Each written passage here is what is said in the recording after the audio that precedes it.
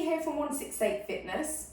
Over the next few weeks I'm going to be showing you some exercises that I like to do as part of my workouts and what I get my clients doing as well. Really common exercises, but ones that I often see done not as well as they could be. So I'm going to go through some technique and also give you some ideas of how you can mix it up a little bit, do some alternatives and yeah, have fun with it as well. So today I'm going to focus on two exercises that work the upper body. So the first one we're going to do is press-ups.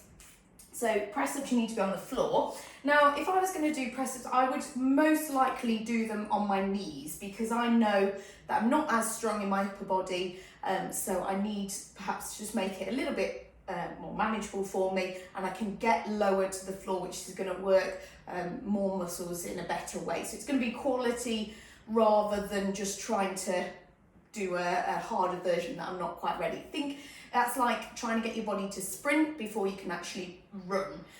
So you need to just build up to being able to do them full on your toes. Now, if you can do them on your toes, fantastic. That's pretty straightforward, doing them on your toes, but the key thing, the same principles apply, which I'm going to talk about now. So hopefully you'll be able to, I might just even tuck my top in there so you'll be able to see a little bit more body position. So what we're going to do, if we're on the knees, there's sort of three levels here, and I've gone into the first sort of level position, which would be like a box press up. So hands are, for me, it's as wide as the mat really, which is just a little bit wider than shoulder width apart. That just is going to be quite manageable for most people. So the wider your hands, the easier it's going to be because you're going to use the muscles in the chest, which are pretty big, bigger muscles for the upper body. Okay, so the wider the hands, the better. Fingers point slightly in, maybe sort of 2 o'clock, 10 o'clock sort of position, wherever's comfortable. And what we're trying to get is the elbows out to the side, so that's why fingers pointing in is going to be better. I'm on my knees, but I have got my hips lifted up. As you can see, my back's kind of flat. I'm looking down just at the floor, slightly ahead of my hands perhaps. And what I'm going to do, the first movement, the first part of this, I'm just getting comfortable on my knees.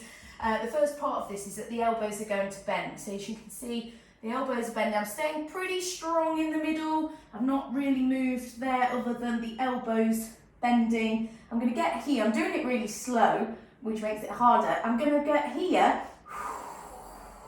and then I breathe out and lift back up. That's one of the key things to think about, is using your breathing to help you. So in real time, we would go down, lift back up. Now, if you can touch your nose to the floor, great. I'm just going to check my body position. My bottom's still up in the air, so I've got my chest and my face to the floor, breathing out, lifting up. Now, with the hips up in the air, I'm just going to relax for a second. Hips up in the air, I'm helping myself by hips, the middle area being up higher means it's going to be easier for me to lift back up. As soon as I drop my hips a little bit, there's more resistance forward on the upper body, which is going to be harder. And my area, my upper body area, not as strong as perhaps my lower body, so I need to make sure that I can lift up, that I can support that weight forward. So what we would do, if we think we can and we want to advance it, you don't actually need to reposition as such, but you could just take the knees back a little bit more. But you can see, so before I was probably be about there with my hips up. What I'm going to do now though is just drop them down a little bit. I'm just going to relax my feet. I don't really need them up on the toes. So I've dropped my hips down, they're sort of more tucked in there. I've got more weight forward, more resistance there. My hips are lower to the floor. I'm going to go down, breathe out, lift back up. I'm just going to check my position, make sure I'm telling you right. That's it. I'm pretty much on the floor. Everything's on the floor. And then I'm breathing out, lifting back up. So that's a bit more of a challenge for me like that.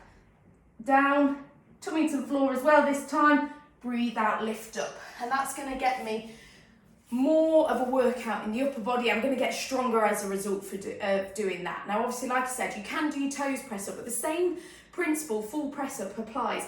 You're trying to get your whole body, your whole of your torso, down to the floor, not just, this is what I sometimes see happen. Let's just make sure you can see everything. So what I sometimes see happen is bottoms up in the air, like that. Now what you would, that's fine if you want to do it like that, but I'll not probably be able to lift back up. But let's just give it a go. I've got my hips tucked in. I'm trying to get all the way basically down to the floor like that. I don't think I can push back up, but for the purpose of this video, you know what would happen. Yeah, I'm not going to be able to, and what I don't want you to do is to lift up like that, where you're coming up off the floor first with your chest and then the hips second. So we don't want to do that. It needs to be an up and down movement together, and everything needs to work together to lift you back up. So that's why I don't do full press ups. That's why I do them on my knees all the time. So give that a go if you want to work upper body, get stronger, more toned, and just as part of your new summer workout. And then the second exercise that you can do gets your heart rate up as well, so that's good, burning some calories. I've got a chair here, nothing special, just a chair. I'm actually going to just turn on the side. All that you need to make sure, whatever you use for this, you can use a table, you can use the edge of the sofa, you can use anything, but you just got to make sure that it doesn't tip up, that when you put your hands on the edge of it, it's not going to tip up when you're on it. So I've used this before, so I know that I can do it. So this time my hands are going to be quite narrow, because I'm going to try and target the triceps, which is the back of the upper arm. So I'm just going to have legs at sort of 90-degree angle. I'm going to put my weight on my hands here. I can wiggle my fingers, they're kind of free, but I've got my hands narrow on the chair. And what I'm going to do is just keeping my back nice and close to the chair. I'm dropping down by bending the elbows, pointing them backwards. I should be looking forward, and then I'm lifting back up like that. So keeping the back nice and straight, head forward, down, breathe out, lift up, down. And these are called tricep dips, if you didn't know already. So just down and back up. Now they are harder. I'm not going to stay in that position for very long. They're a bit harder than your press ups, because they're specifically working these muscles here.